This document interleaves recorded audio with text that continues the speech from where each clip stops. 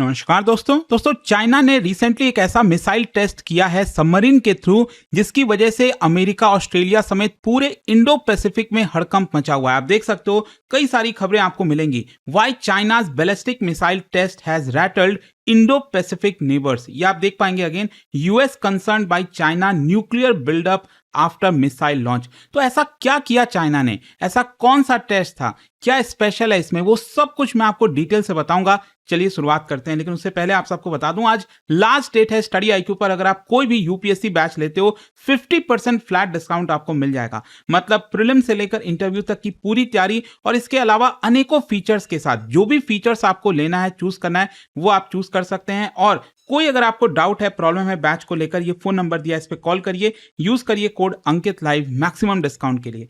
चलिए शुरुआत करते हैं। सबसे पहले देखते हैं कि हुआ क्या है। देखिए, 6 जुलाई को चाइना ने एक बहुत ही रेयर टेस्ट किया long range submarine launched ballistic missile का।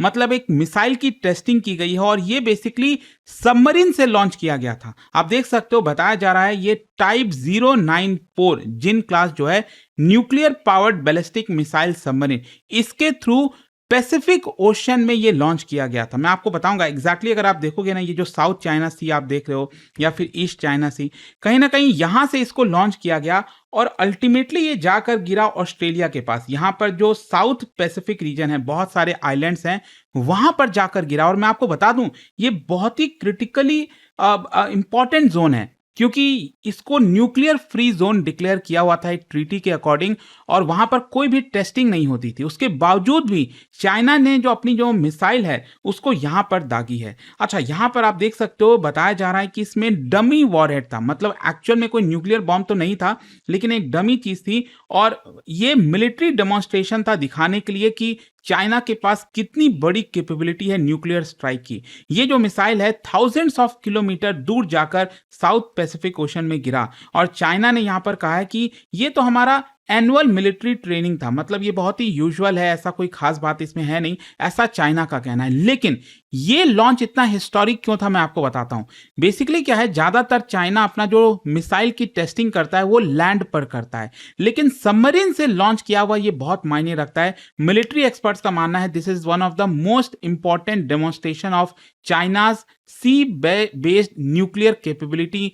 पिछले कई दशकों में ये सबसे बड़ा लॉन्च बताया जा रहा है चाइना का। क्यों?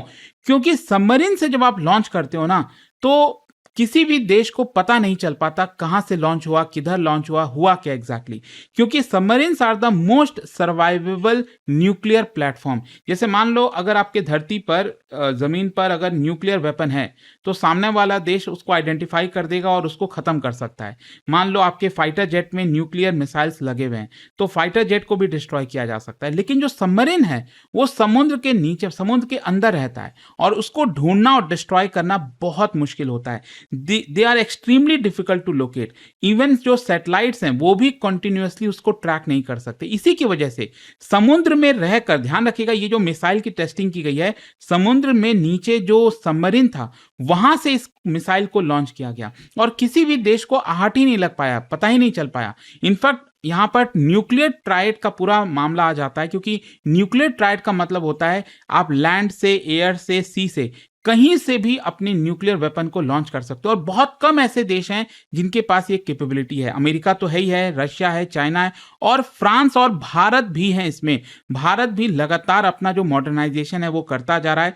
तो जो सबमरीन वाला कंपोनेंट है ना, मतलब लैंड और एयर तो चलो समझ में आता है, लेकिन ये जो सबमरीन के थ्रू लॉन्च किया जाता है, ये सबसे स्ट्रॉन्गेस्ट माना जाता है, क्योंकि वहां से कोई भी जो एनिमी कंट्री है उसको आपको ढूंढ ही नहीं पाता, और उससे जब आप लॉन्च करते हो तो सबसे ज्यादा घातक होता है।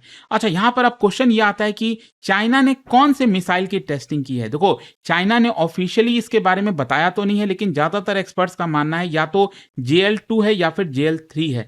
ज्यादातर का मानना है कि ये JL3 हो सकता है, क्योंकि इसकी रेंज बहुत ज्यादा है और स्ट्रैटेजिक रोल है। JL3 अगर मैं आपको बताऊं तो 10,000 किलोमीटर से ज्यादा की रेंज है, न्यूक्लियर कैपेबल है, और इसमें मीर्व पोटेंशियल है। मीर्व का मतलब होता है एक ही मिसाइल से आप अलग अलग टारगेट्स को हिट कर सकते हो, multiple independent targetable re entry vehicle. और यह बताया जा रहा है कि आपको अमेरिका के नजदीक जाने की जरूरत नहीं है। मतलब चाइना को पैसिफिक के अंदर जाकर मिसाइल से लॉन्च करने की जरूरत नहीं है। अमेरिका को खत्म करने के लिए वो चाइना के पास ही जो समुद्री वाटर्स हैं, ये जो ओशन वाटर्स हैं, साउथ चाइना सी, ईस्ट चाइना सी, ये जहां पर भी आप देख रहे हो, वहां से रहकर भी चाइना अमेरिका के ऊपर मिसाइल लॉन्च कर सकता है। तो दैट इज वाई ये इतना मायने रखता है। अच्छा, चाइना अपना न्यूक्लियर डॉक्ट्रिन लगातार चेंज करते जा रहा है, क्योंकि पिछले कुछ दशक तक अगर आप देखोगे तो चाइना मिनिमम डेटरेंस की पॉलिसी फॉलो करता था। मतलब चाइना का ये मानना था कि मिनिमम से मिनिमम जितना न्यूक्लियर वेपन चाहिए उसको रिटेलिएशन के लिए, उसके सर्वाइवल के लिए, उतना वो अपने पास रखेगा। लेकिन आज के डेट में अगर आप देखोगे, चाइना लगातार अपना जो न्यूक्लियर पोस्चर है उसको और ज्यादा मजबूत करता जा रहा है। जैसे नए missile silos, larger submarine fleet, modern ballistic missile, command और कंट्रोल सिस्टम और इंप्रूव हो गया है, सी बेस्ड डिटरेंस और एक्सपैंड करता जा रहा है। तो एनालिस्ट का मानना है कि चाइना अपनी जो क्रेडिबिलिटी है और जो फ्लेक्सिबल न्यूक्लियर फोर्स है उसको बहुत ज्यादा मजबूत करने में लगा हुआ है। अच्छा, क्वेश्चन अब ये आता है कि चाइना ने इसकी टेस्टिंग अभी क्यों की? देखो, टाइमिंग काफी मायने रखती है, क्योंकि बहुत सारे डेवलपमेंट्स हो रहे हैं। एक तो ऑस्ट्रेलिया और फिजी का जो डिफेंस कॉपरेशन है, क्योंकि ऑस्ट्रेलिया फिजी पैसिफिक ओशन में है, काफी नजदीक है, तो उनके बीच का डिफेंस कॉपरेशन ये चाइना को पसंद नहीं आ रहा है। चाइना का मानना है कि जो वेस्टर्न सिक्योरिटी इन्फ्लुएंस लगातार पैसिफिक आइलैंड कंट्रीज में बढ़ता जा रहा है, वो उसको अपोज करता है। वहीं दूसरी तरफ यूएस चाइना की राइवलरी भी है। मतलब यूनाइटेड स्टेट्स भी लगातार naval petrol, freedom of navigation operation, military cooperation, इस तरह की चीजें कर रहा है। तो चाइना यहां पर चाहता है कि जब भी इस तरह की चीजें हों तो वो भी अपना डेमोन्स्ट्रेशन दिखाए, अपनी जो कैपेबिलिटीज है वो दिखाने की कोशिश करे। और बाकी ताइवान का तो टेंशन चल ही रहा है। चाइना लगातार air incursion, naval exercise Taiwan के आसपास करता रहता है, उसके ऊपर प्रेशर डालता रहता है, धमकी देता रहता है। ऐसा लगता है कभी भी ताइवान को टेक ओवर कर लेगा। तो ये सारी चीजें चल रही हैं। अच्छा, यहां पर एक चीज समझिए, पैसिफिक जो कंट्रीज हैं वो इतना ज्यादा चिंतित क्यों है? क्योंकि ये जो मिसाइल लैंड हुआ है ना, अगर आप देखोगे, ये जो चाइना ने मिसाइल लॉन्च किया साउथ चाइना सी से या फिर यहां से, जहां से भी किया होगा, इसकी लोकेशन नहीं पता, लेकिन ये जाकर गिरा है साउथ पैसिफिक ओशन में। अब ये साउथ पैसिफिक जो ओशन है वो न्यूक्लियर फ्री जोन डिक्लेयर किया हुआ है, south Pacific nuclear free zone. ये अगर आप देखोगे ना, ब्लू कलर का ये जो लाइन आप देख रहे हो, तो इसके नीचे के जितने भी एरियाज हैं यहां पर कोई भी टेस्टिंग नहीं होती है, क्योंकि हिस्टोरिकली ये बहुत ही ज्यादा पेनफुल मेमोरीज लेकर आता है। क्योंकि पहले क्या होता था, जितने भी मेजर पावर्स हैं, अमेरिका, फ्रांस, ये लोग क्या करते थे, ब्रिटेन, ये लगातार इन्हीं जगहों से अपना मिसाइल, अपनी जो न्यूक्लियर की टेस्टिंग है वो करते रहते थे। जैसे यूएस बिकनी अटोल कई सारे जगहों से लॉन्च करता था। इसके अलावा फ्रांस भी मुरुरोआ अटोल हो गया, ब्रिटेन भी यहाँ पर पैसिफिक ओशन से लॉन्च करता था। तो ये, इसको देखते हुए एक ट्रीटी ऑफ रैरोटोंगा बनाया गया था, क्रिएट किया गया था 1985 में, ताकि ये जो पूरा रीजन है इसके नीचे का, इसको न्यूक्लियर फ्री जोन डिक्लेयर किया जाए। लेकिन चाइना ने जो किया है वो डायरेक्टली इसी जोन में जाकर मिसाइल गिरा है। अच्छा, यहां पर जो टेस्ट है उसकी वजह से हुआ क्या था उस समय, रेडिएशन एक्सपोजर हुआ, environmental contamination, local communities displace हो गई, लॉन्ग टर्म हेल्थ प्रॉब्लम आया। तो यही नतीजा था जिसकी वजह से इसको प्रोटेक्ट करना काफी जरूरी हो गया था। लेकिन चाइना ने ये करके एक नए जंग की शुरुआत कर दी है। अच्छा, ऑस्ट्रेलिया चाइना को क्यों क्रिटिसाइज कर रहा है? क्योंकि ऑस्ट्रेलिया इसको एक डिस्टेबलाइजिंग फोर्स की तरह देख रहा है, क्योंकि चाइना बहुत ही कम समय दिया था। मतलब जब चाइना ने ये मिसाइल लॉन्च किया तो पहले आपको बताना होता है ना सभी देशों को, चाइना ने हार्डली कुछ ही समय दिया था, जिसकी वजह से जो कंट्रीज हैं, अमेरिका और ऑस्ट्रेलिया, वो काफी चिंतित थे कि आपको पहले से और ज्यादा अच्छा टाइम देना चाहिए कि आप लॉन्च करने वाले हो। और दूसरा यहां पर क्या है कि ऑस्ट्रेलिया, मतलब चाइना जो है वो अपना मिलिट्री कैपेबिलिटीज लगातार डेमोन्स्ट्रेट करता जा रहा है। यहाँ पर चाइना का जो ग्रोइंग इन्फ्लुएंस है पैसिफिक में, उससे ऑस्ट्रेलिया चिंतित है। तो ये सारी चीजें हैं, काफी मिसअंडरस्टैंडिंग यहाँ पर आपको देखने को मिलेगी। फिर न्यूजीलैंड भी, यहाँ पर मैं आपको बता दूं, New Zealand is one of the countries in the world जो एंटी न्यूक्लियर फॉरेन पॉलिसीज को फॉलो करता है एंड सबसे स्ट्रॉन्गेस्ट है दुनिया में।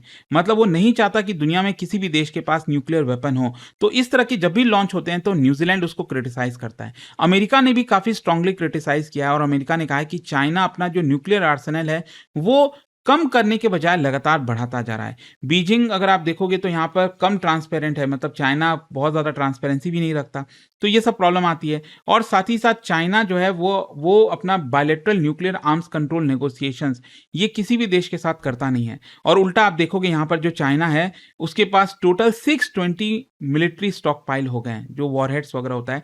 और इनफैक्ट कुछ साल पहले आप देखो तो हार्डली ये 250 से 300 के आसपास था, लेकिन 4-5 सालों में ही ये डबल से भी ज़्यादा हो गया है। मतलब चाइना अपना न्यूक्लियर स्टॉक पाइल लगातार और ज़्यादा बढ़ाता जा रहा है। अच्छा, भारत के लिए क्यों इतना मायने रखता है? देखो, ये इसका डायरेक्ट इम्प्लीकेशन भारत पर तो नहीं है, लेकिन हाँ, चाइना अपना जो सबमरीन फ्लीट एक्सपैंड कर रहा है, इसका प्रेजेंस आपको इंडियन ओशन में भी मिलेगा और इसीलिए भारत को भी कंटिन्यूअसली लगातार अपना जो एंटी सबमरीन वॉरफेयर है, under water surveillance, maritime petrol aircraft, indigenous nuclear submarine, इसको भी मॉडर्नाइज करना जरूरी है। और इसीलिए क्वाड भी इस पर्टिकुलर मामले में काफ़ी इंपॉर्टेंट हो जाता है कि कैसे हम इंडो पैसिफिक में चाइना को काउंटर कर सकते हैं। तो आई होप आपको समझ में आ गया होगा कि चाइना ने जो मिसाइल टेस्टिंग की है वो क्यों इतना बड़ा थ्रेट है इंडो पैसिफिक के लिए। और जाने से पहले एक बहुत ही इंटरेस्टिंग क्वेश्चन, क्या बता सकते हो इनमें से कौन सा भारत का missile submarine launched ballistic missile है? जैसे अभी JLN N जो है लॉन्च किया है ना 9 चाइना ने, जो मैंने अभी आपको वीडियो में बताया, तो उसी प्रकार से भारत के पास वो कौन सा मिसाइल है? इसका राइट आंसर आप सब जानते हैं, मेरे इंस्टाग्राम पर तो मिलेगा ही, वहां पर अगर आप नहीं हो कोई बात नहीं, टेलीग्राम से ले सकते हैं इसका सही उत्तर। और दोस्तों, जैसा मैंने आपको बताया, अगर आप यूपीएससी की तैयारी कर रहे हैं, कोई भी बैच चाहते हैं, स्टडी IQ पर 50% फ्लैट डिस्काउंट आज रात 12 बजे तक आपको मिलेगा। ये फोन नंबर दिया है, इस पर कॉल करिए, यूज करिए कोड अंकित लाइव, मैक्सिमम डिस्काउंट के लिए। मेंटरशिप, टेस्ट सीरीज, सब कुछ आपको इसी बैच में मिल जाएगी। स्टडी IQ IAS, आपका सिलेक्शन हमारा मिशन।